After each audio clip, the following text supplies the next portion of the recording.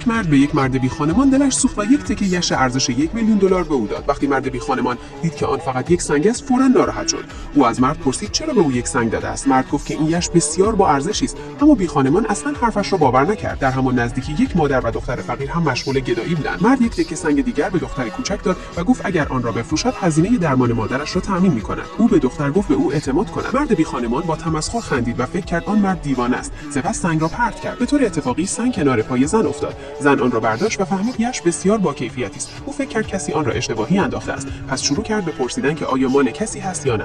در نهایت از مرد بی خانمان هم پرسید. او گفت چرا این سنگ بی ارزش را برمی‌داری؟ زن پرسید این را از کجا آورده‌ای؟ او گفت یک مرد دیوانه به من داد. زن نمی‌توانست درک کند چطور ممکن است کسی چنین یش گرانبهایی را رایگان بدهد. مرد بی خانمان گفت که دختر کوچک آن طرف هم یکی دارد. زن فوراً به سمت دختر رفت و برای سنگش 500,000 دلار پیشنهاد داد. دختر می‌خواست مادرش را نجات دهد، پس فوراً قبول کرد. زن با چراغ‌خوله‌ایش را بررسی کرد و فهمید بسیار با کیفیتی است. او 500,000 دلار دیگر هم به دختر داد، چون ارزش آن یش خیلی بیشتر از 1 میلیون دلار بود.